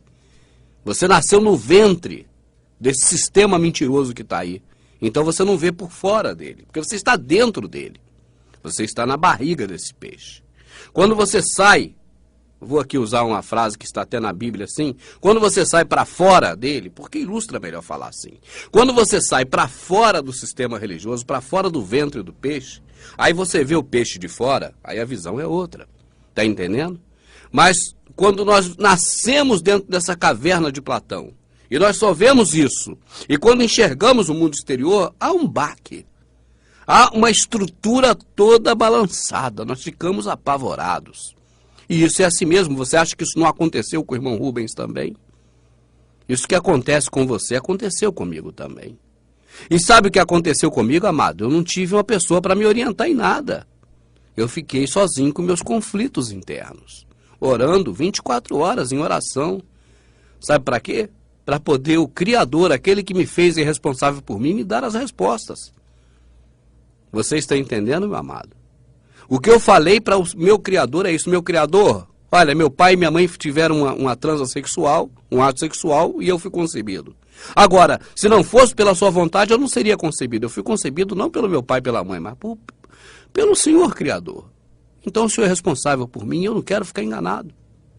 Eu não quero de maneira nenhuma ficar enganado. Eu me coloco aos teus pés para poder eu ser orientado do que fazer da minha vida. Então, esse conflito interior, amado, que eu creio que você esteja sentindo nesse momento, eu também senti, eu sei como é que isso é triste. Eu sei a dor disso. Tá certo? Então, para que eu estou fazendo esse vídeo aqui? Para dizer para você que muitas respostas das perguntas que as pessoas têm me feito por e-mail, e meu e-mail explodiu, e é impossível, amado, eu responder a todo mundo e responder a mesma coisa um por um para cada pessoa. Você entende? Porque é muita gente. Você está me entendendo? Eu até respondo a alguns, mas não tenho condição logística de responder a todo mundo. E a mesma resposta para todo mundo, um por um, é impossível. Então o que acontece? Por que eu estou fazendo esse vídeo? Eu criei o canal Verdade Oculta 2, talvez você não conheça, no YouTube, youtube.com/Verdade Oculta, agora coloco 2, não escreve DOIS não, eu boto o número 2, Verdade Oculta 2. Ali eu leio o Novo Testamento, as cartas de Paulo, os Evangelhos, você está entendendo? E você pode ler comigo. Eu ainda estou na fase de gravação de Lucas, porque eu tive problemas no estúdio, me atrasou muito. Mas sem ser o livro de Lucas, Romanos e Atos, que ainda não fiz, os outros livros todos eu já li. Então, se você quiser ler comigo, você pegue a sua Bíblia, que nela você vai encontrar ainda a Escritura. Ainda tem o tição que fumega e nunca conseguiram apagar nela. E vamos ler a Escritura, não a Bíblia, porque a Bíblia é diferente da Escritura, meu amado. É que eu vou fazer um DVD só sobre isso para não restar mais dúvida. Mas eu posso afirmar a você que a Escritura não tem link. A Bíblia é toda linkada. A Bíblia, ela é toda linkada. Eu não sei por que eles usam esse livro diferente dos outros. Você pega, por exemplo, um livro sobre medicina, ele não é linkado. Você pega um livro sobre o Código de Trânsito, ele não é linkado. Sobre o Código Penal, ele não é linkado. Por que a Bíblia é linkar ela toda? Mas o que é linkar, irmão Rubens? Está vendo? Não é porque eu não vou fazer aqui agora esse DVD da Bíblia. Isso é muito mais trabalhado. Com imagens, com fatos históricos, com tudo. Mas o link é quando você pula de um lugar para o outro sem passar no anterior. É como se fosse aquele Jornada nas Estrelas que você some aqui e aparece ali. Ou então numa página de internet que você clica num link e já pula para outra. Fizeram a Bíblia dessa forma para manipular a gente. A Escritura não era assim. A Escritura não tinha como você fazer nunca um sermão temático com base na Escritura. Não tem como. O sermão temático, os estudos bíblicos e esse monte de lixo que está aí para te confundir, que o sistema religioso criou, ele só foi possível porque linkaram a Bíblia.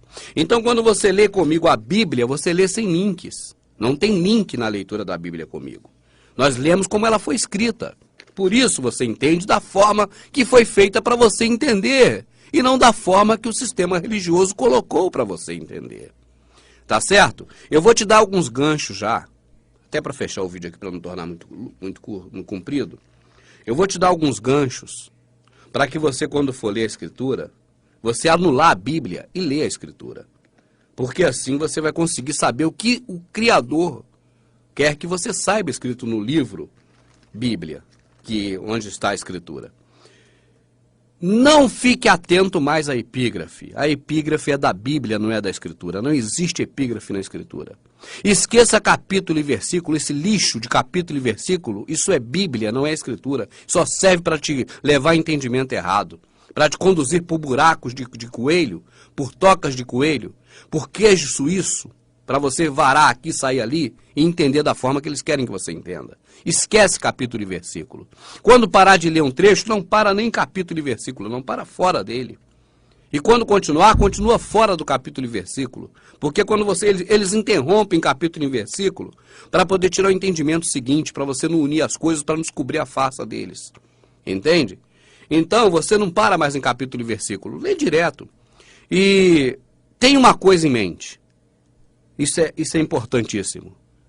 Olha, Israel era Israel, você é você. Se coloque na sua posição. Efésios diz claramente na carta a Efésios: antes, nos concertos antigos, nós éramos gentios na carne, estávamos afastados da comunidade de Israel e estávamos sem esperança e sem Deus no mundo. Então, a tua mente tem que estar ligada para você entender da forma que a Escritura foi feita.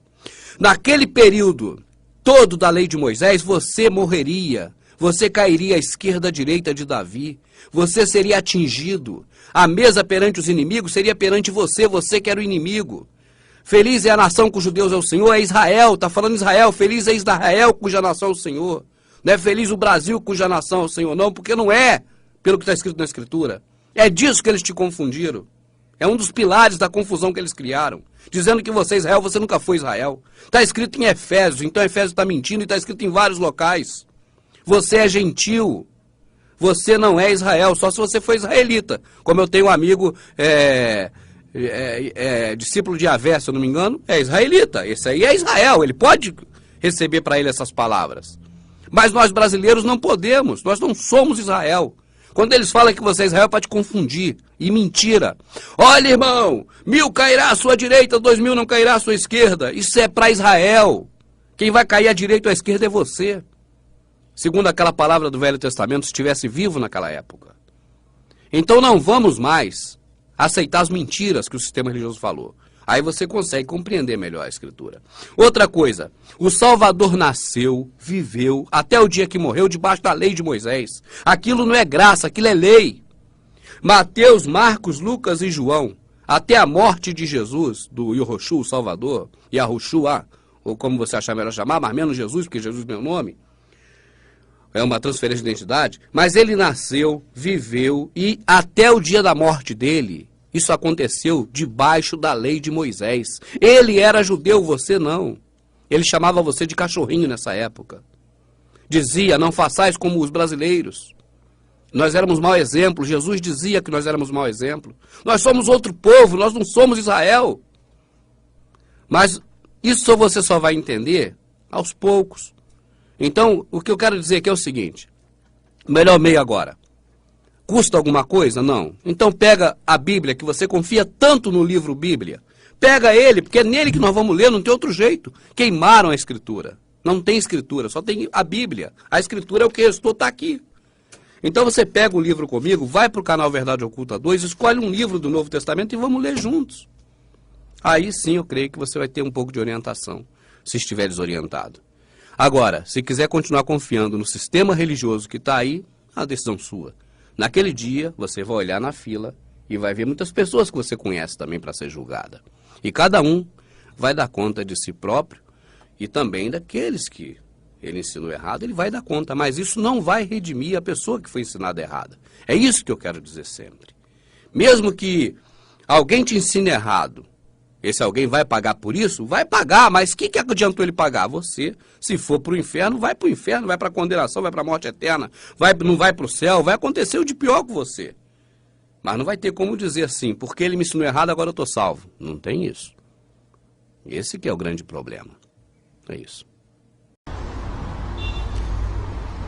A transferência de identidade, ela ocorre, como eu disse, em quase tudo que você vê no mundo. Por isso que é bom estar atento a todos os detalhes. Observe, por exemplo, a sociedade secreta maçom, que utiliza como símbolo o esquadro e o compasso.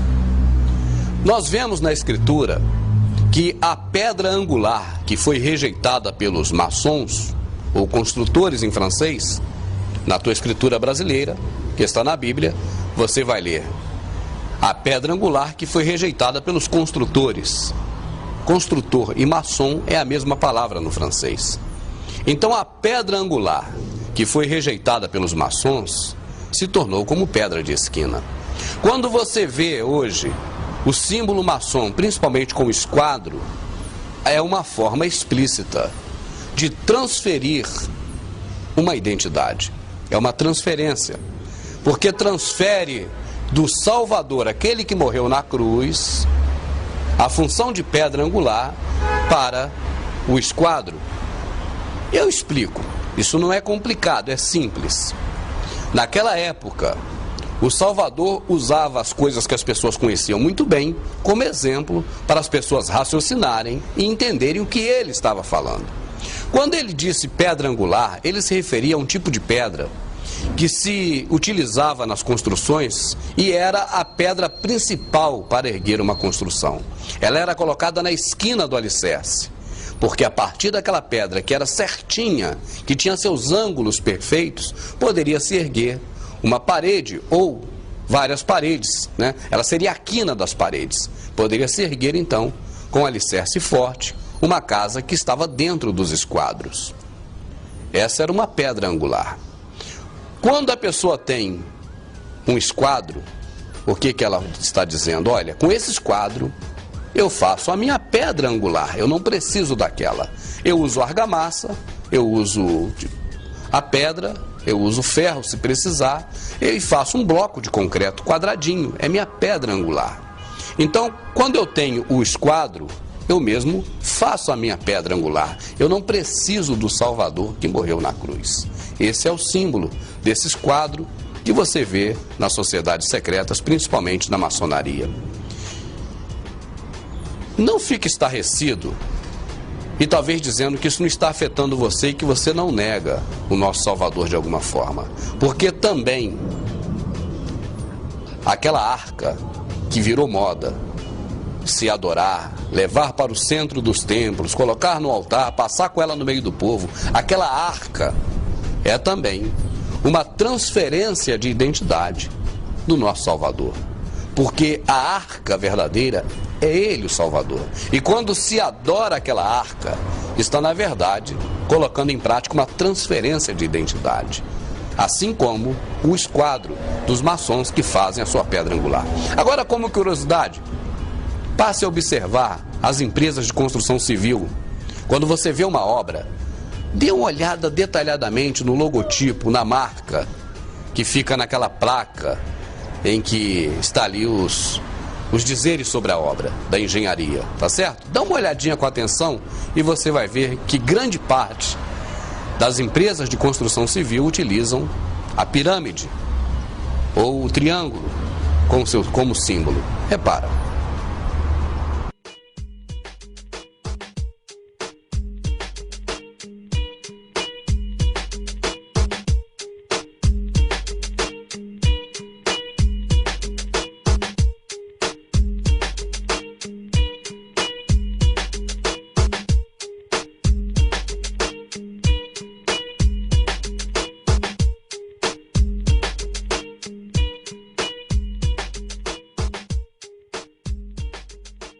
Transferência de identidade é algo muito variado.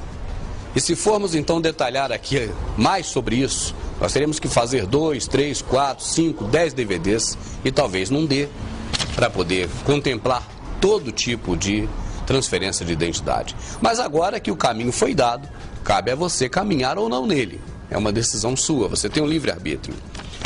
Para fechar, eu gostaria que você pesquisasse sobre algumas transferências de identidade. Os nomes dos homens de Deus que estão na Bíblia, a maioria deles tiveram transferência de identidade. O próprio Criador teve transferência de identidade.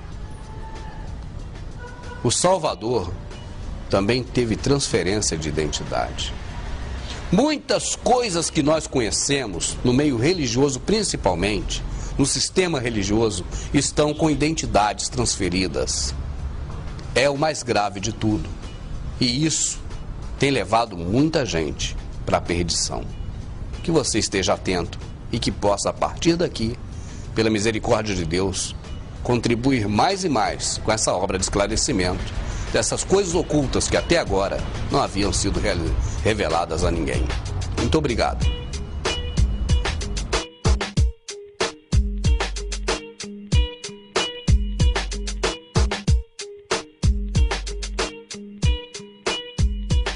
Eu já ia me esquecendo. Você ficou triste porque o sapinho morreu cozido? Não se preocupe não, aquele era de borracha.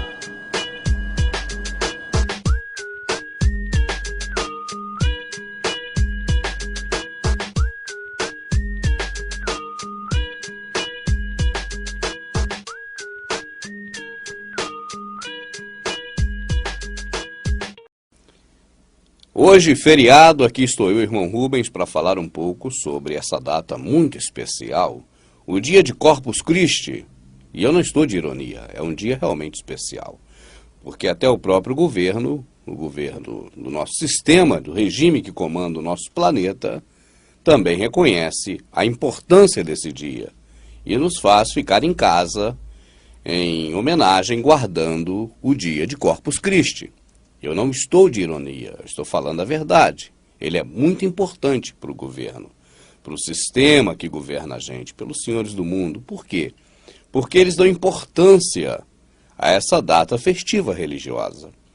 Se você observar bem, você verá que é uma festa católica, uma festa cristã, e é uma festa que para eles é muito importante, ela merece ser guardada. E assim nós, querendo ou não, somos obrigados a guardá-las, porque estamos debaixo dos regimes das leis e temos que obedecer às leis. Nós somos gado e as leis são como currais. Se hoje há uma cerca dizendo que hoje é feriado, não temos como dizer que não é. Você pode até querer ir trabalhar, mas não vai ter hoje serviço para fazer. E o povo agradece, o povo fica muito satisfeito. Oba, mais um feriado, vou ficar em casa, meu patrão que se lasque. Tudo é festa para o gado. O gado só sabe mugir, não é nem berrar, porque o gado não berra. Quando berra, leva logo uma chicotada. O gado só tem que comer capim e gostar de comer capim. Esse gado está pior do que aquele gado da fazenda. Aquele gado da fazenda ainda tem as rações de qualidade da Monsanto. E o gado humano nem ração de qualidade está tendo. Mas fazer o quê? E hoje, feriado de Corpus Christi. Geralmente, quando nós falamos de uma festa religiosa que o mundo adota para si, então nós fazemos um DVD inteiro. Foi assim no caso do Natal, o aniversário do Deus Sol Invicto. Foi assim também no caso da Páscoa, a homenagem da primavera a Ostera, ou a Diana dos Éfesos, ou a Semíramis, para ser mais claro. E hoje, como é feriado de Corpus Christi, nós vamos fazer não um DVD, mas apenas esse pequeno vídeo para lembrar você que é um belo dia para se comemorar Mitra. E ele ocorre sempre após o domingo da Santíssima Trindade. Aí você observa que a religião católica, além de estar integrada com o governo nas praças públicas, onde o poder público, no passado, autorizou a denominação católica a fazer seus templos, além disso, também recebe o carinho, o respaldo do governo em tornar dias santos e feriados os dias das divindades romanas. Mas hoje é o dia do corpo do Cristo. E para você que é protestante e está pensando que nós estamos falando e que também essa festa diz respeito àquele que morreu na cruz, saiba que você está redondamente enganado. Porque o Cristo que nós aprendemos com o catolicismo e depois com o protestantismo, que é uma sequência do catolicismo, não passa do Deus pagão Mitra. Eu trouxe aqui algumas imagenzinhas e no final deste vídeo nós vamos ver de que se trata realmente o Corpus Christi, que tem a ver também com a Páscoa, tem a ver também com a Santa Ceia do protestantismo, com a Eucaristia da hóstia e do vinho do catolicismo. A partilha. Mas não tem nada a ver, é claro, com as coisas do Criador, aquele que fez o mundo e tudo que há nele, e enviou seu Filho, e também não tem nada a ver com aquele Filho que foi enviado por aquele que fez todas as coisas. Essas coisas que estamos tratando aqui, certamente tem tudo a ver com Roma, com Grécia, com Semíramis, com Nimrod, com o paganismo antigo, mas não tem nada a ver com as coisas do Criador e do Salvador. Essas fotos são interessantes. Eu começo com o Pai Eterno. É uma foto hoje muito bem difundida pelas televisões do catolicismo. E aí você observa aí a Trindade. Neste caso, de forma bem explícita, podemos dizer: aí está Nimrod, a sua esposa e mãe Semíramis e ainda Tamuz. Agora vamos observar a figura de Tamuz. Você pode chamá-lo também de mais de 100 nomes, entre eles de Mitra, que é o Cristo católico e protestante também. Repare bem como está personificada a imagem do que se representa o Cristo. Agora você vai ver a imagem do Deus do Olimpo, Zeus. Da mesma forma, sentado, semi-nu, com toalha ou pano cobrindo a sua genitália, a personificação de Zeus é a mesma de Tamuz. É a mesma de Nimrod, porque, na verdade, é a mesma também de Semíramis. Se você juntar a trindade, Nimrod, Semíramis e Tamuz, você chega a Ra-Satã, Satanás.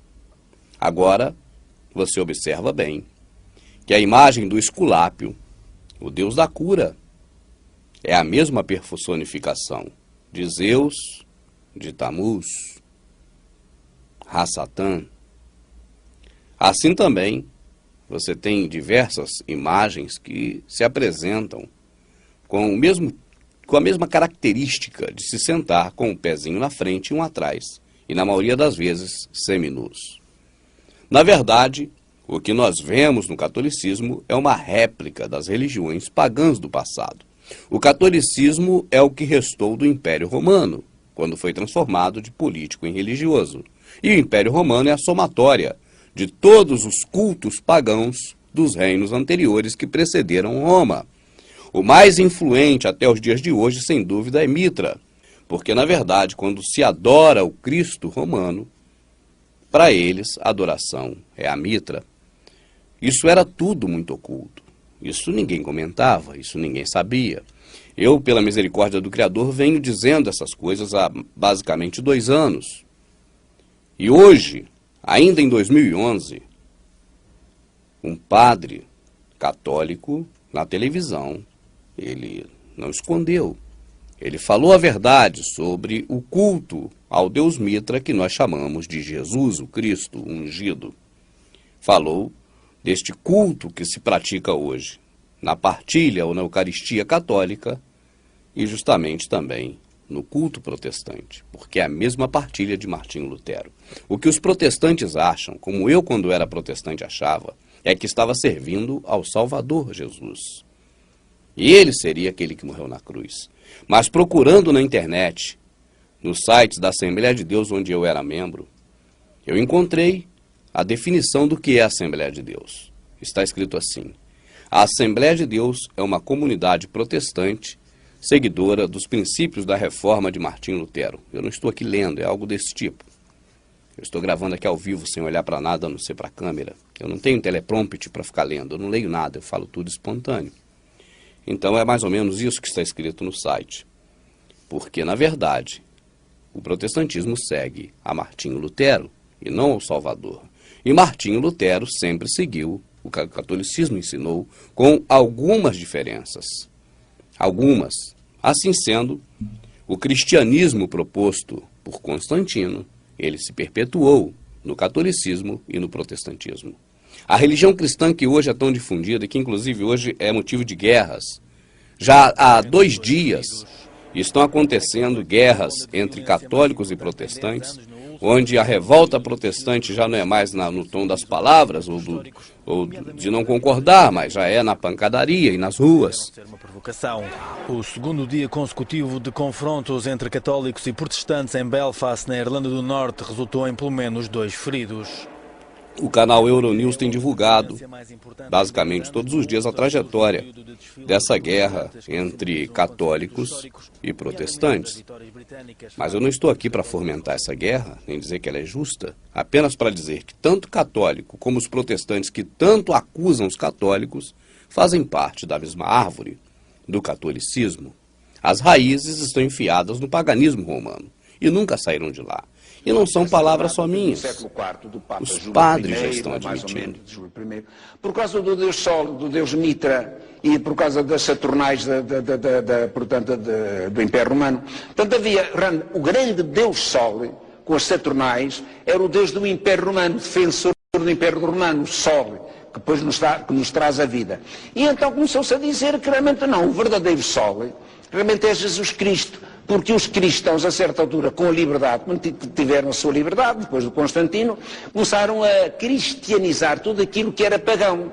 As festas pagãs. Nós somos fruto de imensas festas pagãs. Portanto, cristianizamos as festas pagãs, mas tudo isto vem do paganismo.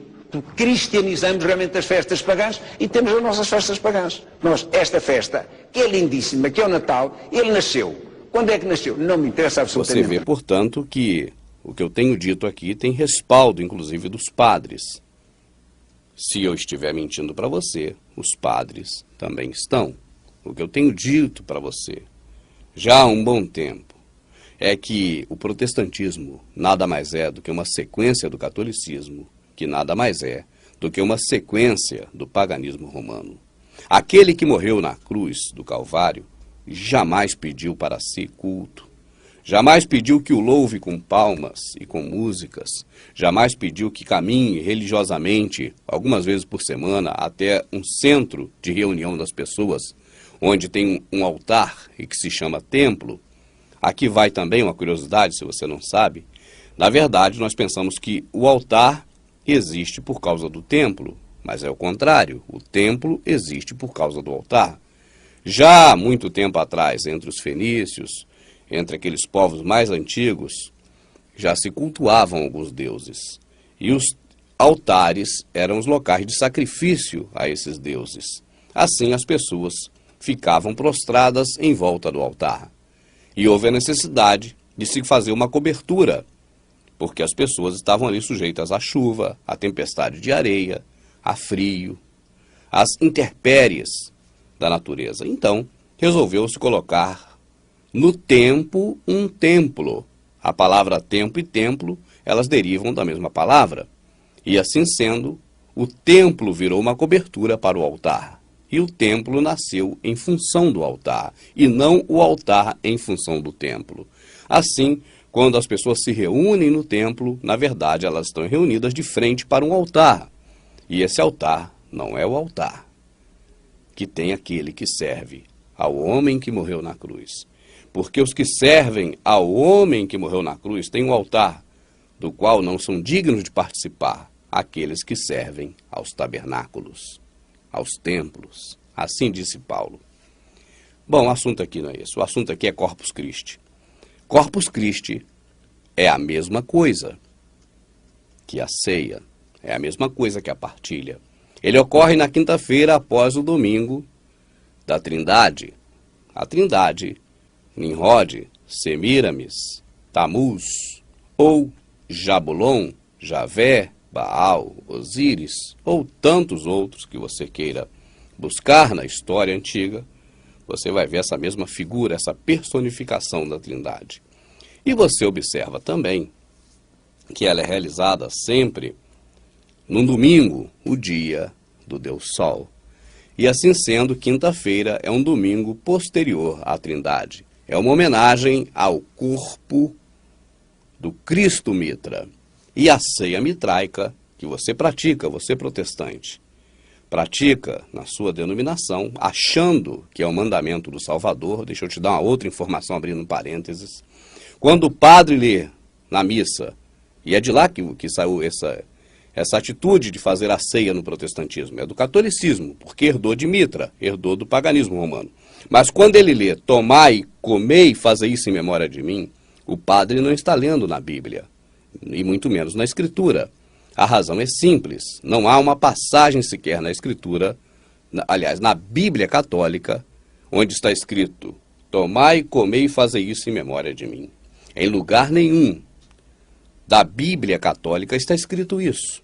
Na Bíblia protestante só encontra, por inserção, porque não havia na católica, de onde só protestante, mas só encontra na passagem de Carta aos Coríntios, capítulo 11, quando o pastor da sua denominação lê aquele trecho. Quando ele lê, tomai, comei e fazei isso em memória de mim, ou seja, induzindo as pessoas a achar que o Salvador está mandando comer e não repartir o pão que é ele próprio, o pastor está lendo numa Bíblia que foi tirada da católica e que tem esse acréscimo, tomai, comei e fazei isso em memória de mim. Sendo que foi tirada da católica, onde não tem essas palavras. Hora nenhuma tem respaldo na Bíblia católica para o tomar e comer e fazer isso em memória de mim. Ou seja, quando come e bebe, faz em memória do Salvador. Em lugar nenhum na Bíblia católica tem isso. Por isso o padre lê na folha e não na Bíblia. Agora, na Bíblia protestante tem, porque foi inserida. E foi inserida porque não existia na Vulgata e não existia também na Bíblia Católica, de onde a Bíblia Protestante saiu. Tudo isso temos detalhadamente no DVD Lei e Graça, que ainda vou produzir. Mas alguns vídeos na internet falam sobre esse assunto também. Agora o que eu quero dizer para você é que a ceia, a Santa Ceia, a Eucaristia, o Corpus Christi tem a mesma origem e é a mesma coisa. É a ceia mitraica do pão e do vinho. Isso não vem do Criador, isso vem do usurpador, do diabo. E aqui está uma ceia satânica. Você vai ver e vai prestar atenção na letra desta música, que está em latim. É uma música com o idioma original do catolicismo romano. Em latim, você vai ver a tradução do que representa o pão e o vinho na verdade. É lamentável.